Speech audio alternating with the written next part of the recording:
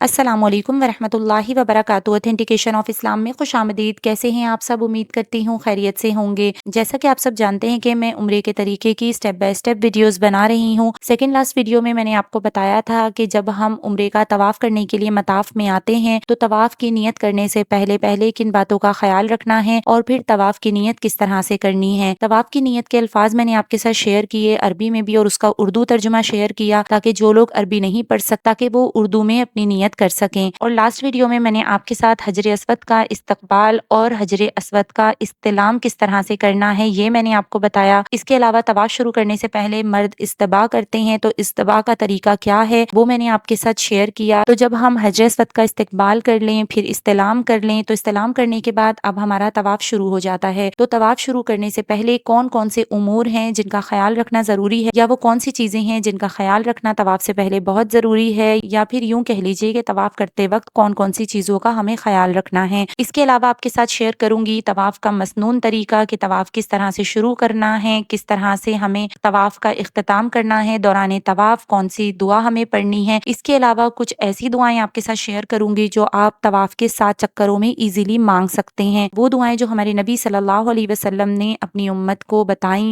वो मसनून दुआएं आपके साथ शेयर करूंगी जो मैं भी तवाफ के 7 चक्करों में पढ़ती हूँ। तो इस वीडियो को शुरू से एंड तक जरूर वॉच कीजिएगा और इसको शेयर कर दीजिएगा उन लोगों के साथ जो उम्रे पे जा रहे हों। तो चलिए अपनी वीडियो स्टार्ट करते हैं, लेकिन उससे पहले अगर आप मेरे चैनल पर न्यू हैं तो मेरे चैनल को सब्सक्राइब कर दीजिए और मेरी वीडियोस को लाइक एंड शेयर कर दीजिए और बेल आइकन को प्रेस करना मत भूलिएगा ताकि मेरी हर आने वाली न्यू वीडियो आपको मिल सके। नहमदुहु व नुसल्ली अला रसूलिहिल करीम फ़अऊज़ु बिल्लाहि मिनश शैतानिर रजीम बिस्मिल्लाहिर रहमानिर रहीम। तवाफ शुरू करने से पहले जिन अहम उमूर का ख्याल रखना जरूरी है वो ये हैं। सबसे पहला ये कि तवाफ के लिए नियत शर्त है, ठीक है, जो मैंने आपको सेकंड लास्ट वीडियो में बताया कि नियत क्या करनी है कि ए अल्लाह मैं तवाफ के 7 चक्करों की नियत करती हूँ या करता हूँ, इसे मेरे लिए आसान फरमा दीजिए और कबूल फरमा लीजिए। तो जब आप तवाफ की नियत करें तो अगर आप उम्रे का तवाफ कर रहे हैं तो आप बोलेंगे कि ए अल्लाह मैं उम्रे के तवाफ के 7 चक्करों की नियत करता हूँ या करती हूँ। और अगर आप नफिल तवाफ कर रहे हैं तो आप बोलेंगे कि ए अल्लाह मैं नफिल तवाफ के 7 चक्करों की नियत करता हूँ, अल्लाह पाक इसे मेरे लिए आसान फरमा दीजिए और कबूल फरमा लीजिए। तवाफ की नियत करना शर्त है, बावजू होना शर्त है, हैज़ो नफास यानी कि पीरियड्स की हालत होती है या फिर जनाबत से पाक होना वाजिब है यानी कि नापाक ना हो, आपका पाक होना जरूरी है। दूसरी चीज ये कि तवाफ करते वक्त इस बात का ख्याल रखें कि किसी भी सूरत में सीना या पुश्त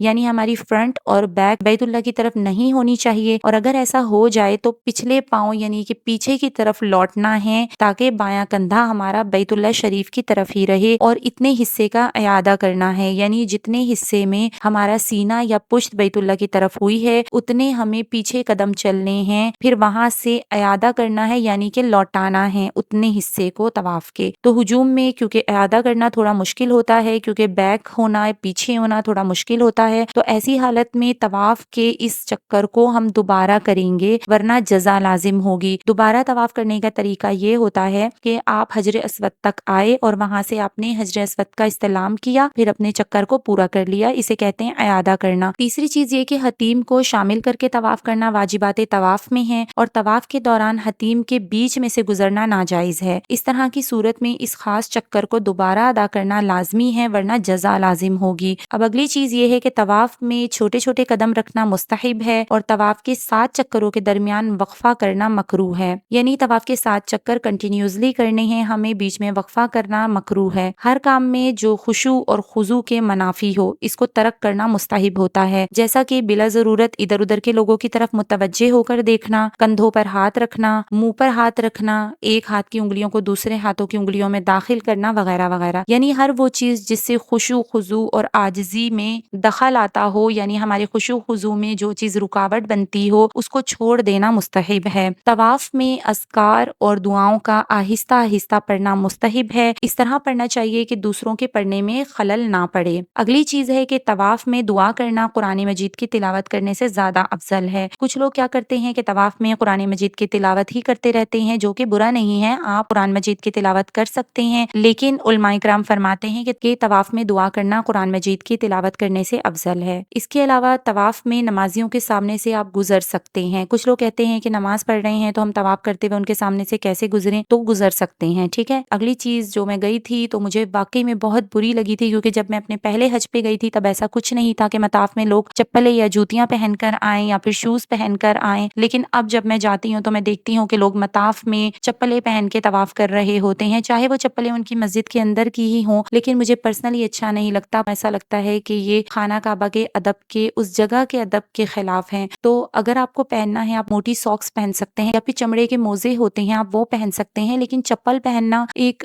ऐसी चीज है कि भले से वो चप्पलें आपकी मस्जिद की हैं, लेकिन कुछ लोगों को इतना शऊर नहीं होता जो उम्रा करने के लिए आते हैं, तो वो देखते हैं कि इन्होंने चप्पलें पहनी हुई हैं तो वो बाहर की चप्पलें लेकर ही मताफ में तवाफ कर लेते हैं, जो कि खाना काबा के अदब के और उस जगह के अदब के खिलाफ है। तो इसलिए कोशिश करें कि बिला उज़र जूते पहनकर तवाफ ना करें। बिला उज़र जूते पहनकर तवाफ करना मकरूह है। ठीक है। अगली बात यह है कि तवाफ की दुआओं के साथ साथ दुरूद शरीफ भी पढ़ते रहें, क्योंकि दुरूद शरीफ अफजल इबादत है। बैतुल्लाह के अरकान के नजदीक दुरूद शरीफ पढ़ना और भी ज्यादा अफजल हो जाता है। अगली चीज ये है कि तवाफ में इत्मीनान और सुकून से चलना चाहिए। तवाफ के दौरान अपनी नजर को अपने चलने की जगह के अलावा इधर उधर से ना गुजारें, यानी इधर उधर ना देखें। सिर्फ अपनी नजर को वहां पे रखें जहां आपके कदम पड़ रहे हैं, यानी अपने सामने निगाह रखें। राइट लेफ्ट आपको देखने की जरूरत है ही नहीं, बल्कि लेफ्ट तो आप देख ही नहीं सकते, क्योंकि खाना काबा को नहीं देखना चाहिए तवाफ के दौरान। आप अपनी राइट साइड पे देख सकते हैं, लेकिन इधर उधर देखने का क्या फायदा। हम तो अल्लाह से ताल्लुक जोड़ने के लिए तवाफ कर रहे हैं ना। कहते हैं कि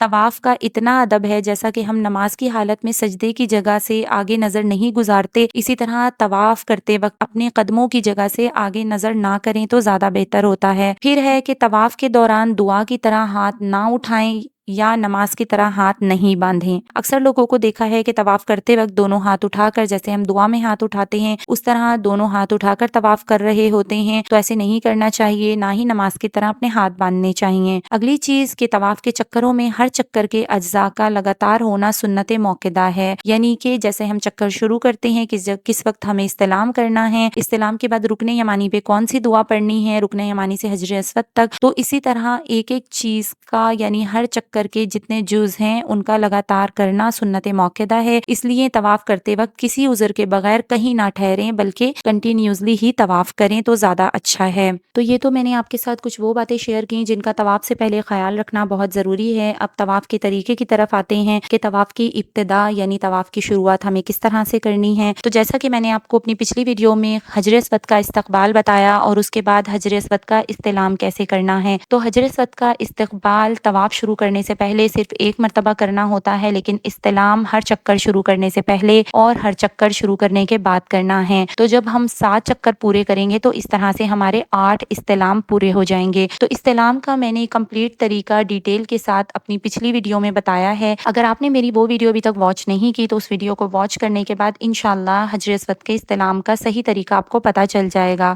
इस्तिलाम करने के बाद अपनी जगह पर खड़े खड़े और पाँव अपनी जगह पर जमाए हुए तवाफ की हालत में आ जाएं, यानी जैसे फौजी तरीका होता है, आर्मी का तरीका, राइट साइड की तरफ अपने इस तरह मुड़ना है कि हजरे अस्वद हमारी बाएं साइड पे रहे, यानी लेफ्ट साइड पे रहे। ठीक है। अब बैतुल्लाह के दरवाजे की तरफ हमें इस तरह से चलना है कि हमारा लेफ्ट शोल्डर बैतुल्लाह की तरफ रहे और इसी तरह तवाफ शुरू करना है। तवाफ करते वक्त बस इस चीज का ध्यान रखना है कि बैतुल्लाह शरीफ पर तजल्लियात रब्बानी का नुज़ूल हो रहा है और इससे वो तजल्लियात हमारी तरफ आ रही हैं। तो जितना अच्छा तवाफ करेंगे उतना ही हमारा तवाफ में दिल लगेगा। जो भी इबादत खुशू और खुजू से की जाए उस इबादत में मजा आता है। तो बैतुल्लाह शरीफ पर जो रहमतें नाजिल हो रही हैं उन रहमतों को हम लेने के लिए जा रहे हैं। बैतुल्लाह जाने का मकसद या उम्रा करने का मकसद अल्लाह की रजा का हासिल करना है। तो जब हम पूरे ध्यान पूरी तवज्जो के साथ तवाफ करेंगे, इधर उधर ध्यान नहीं देंगे, सिर्फ हमारा ध्यान एक अल्लाह की जात पे होगा और अपनी उस अजीम इबादत पे होगा जो हम वहाँ पे करने जा रहे हैं, अल्लाह से ताल्लुक को मजबूत करने जा रहे हैं, अपने गुनाहों को माफ करवाने जा रहे हैं, तो उन सब चीजों का ख्याल रखते हुए हम अपने तवाफ को करेंगे। ठीक है। तो हजर अस्वद के इस्तिलाम या इशारा इस्तिलाम के अलावा दौरान तवाफ खाना काबा की तरफ सीना या पुश्त करना जायज नहीं है, ये मैंने आपको पहले ही बता दिया था।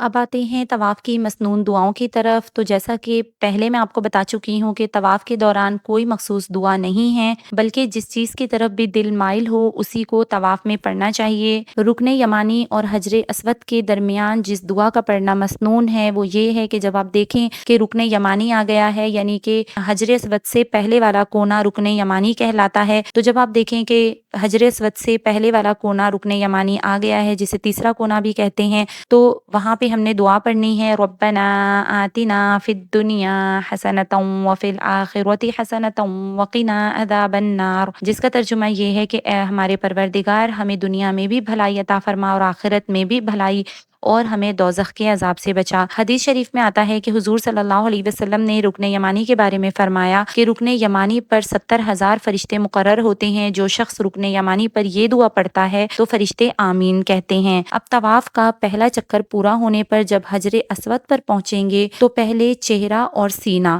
حجر اسود کی طرف کریں گے اور اسی طرح استلام کریں گے، جیسا کہ میں نے اپنی پچھلی ویڈیو میں بتایا کہ اپنے دونوں ہاتھوں کی ہتھیلیوں کو اس طرح سے پھیلانا ہے کہ جیسے حجر اسود کو چھو رہے ہیں یا حجر اسود پر دونوں ہتھیلیاں رکھ رہے ہیں، اور اپنی ہتھیلیوں کو اس طرح سے رکھنا ہے جس طرح سے ہم سجدے میں اپنے ہاتھ رکھتے ہیں نیچے کی طرف کر کے، تو اسی طرح اپنے ہاتھوں کا اشارہ دور سے ایسے کرنا ہے جیسے حجر اسود پر رکھا ہوا ہو، یہ کہہ کے اپنے ہاتھوں کو چوم لینا ہے اور پھر طواف کا دوسرا چکر کرنا ہے۔ اب یہاں پہ ایک چیز کا خیال رکھنا ہے کہ طواف کے دوران صرف حجر اسود کے استلام کے وقت بیت اللہ کی طرف چہرہ یا سینہ کرنے کی اجازت ہے۔ بہت خشوع اور خضوع کے ساتھ طواف کے دوران دعاؤں کا، تسبیحات، ذکر اور اذکار اور درود شریف کا اہتمام کرنا ہے۔ اسی طرح 7 چکر مکمل کرنے ہیں، ہر چکر کے بعد حجر اسود کا استلام کرنا ہے۔ اس طرح شروع طواف اور ختم طواف تک ملا کر کل ہمارے 8 مرتبہ استلام ہو جاتے ہیں۔ استلام نہ کرنا مکروہات طواف میں سے ہے، اس لیے کراہیت سے بچتے ہوئے ہر چکر پر استلام کرنا ضروری ہے۔ میں نے سوچا تھا کہ اس ویڈیو میں آپ کے ساتھ طواف کی دعائیں بھی شیئر کر دوں گی، لیکن ویڈیو بہت لمبی ہو گئی ہے۔ انشاءاللہ طواف کے 7 چکروں کی مسنون دعائیں آپ کے ساتھ شیئر کروں گی اگلی ویڈیو میں، تو ڈیٹیل سے وہ ویڈیو بناؤں گی۔ تو انشاءاللہ ملتے ہیں اپنی نیکسٹ ویڈیو میں۔ تو اگر آپ حج یا عمرے پہ جا رہے ہیں اور ابھی تک آپ نے میرے چینل کو وزٹ نہیں کیا ہے تو میرے چینل کو ضرور وزٹ کر لیجئے۔ اسی طرح کی اور بہت ساری اوتھینٹک ویڈیوز کے لیے دیکھتے رہیے اوتھینٹیکیشن آف اسلام۔ السلام علیکم ورحمۃ اللہ وبرکاتہ۔